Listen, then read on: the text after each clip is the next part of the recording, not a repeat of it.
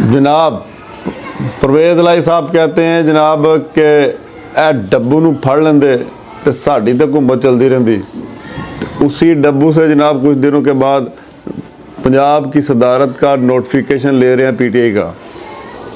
खान साहब को देखें, कहते हैं मैं शेख रशीद जैसे शख्स को चपरासी भी ना रखूं।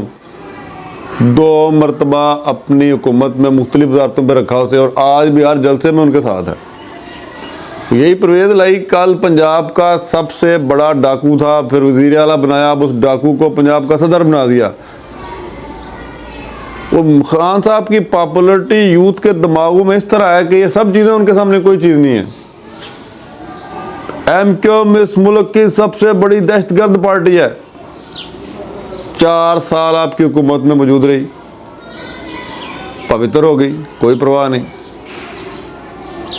कौन कौन से यू टर्न आपने नहीं लिए। जस्टिस काजी फायज ईसा के खिलाफ आपने जुडिशल कमीशन में दरखास्त दे दी, उसके जनाब बगैर किसी कानूनी तकाज़ों के उसके ख़ानदान के आपने टैक्स के मामला खोल दिए, एजेंसियों को उनके पीछे लगा दिया। बाद में कहा हमसे गलती हो गई भाई, इतने इतने बड़े ब्लंडर किए हैं जिससे आपने अब आज तक मुल्क भुगत रहा है।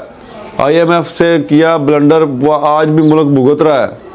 आपकी माशी गलतियां आज भी मुल्क भुगत रहा है और आज भी आपकी छोटे छोटे जो ये पंगे हैं जो मार्च चेंज की वजह से बिजनेस रुकता है, आज भी खान साहब की वजह से मुल्क की मैशत का पहिया रुकता है। आज भी उन्हीं की वजह से मामला रुकते हैं।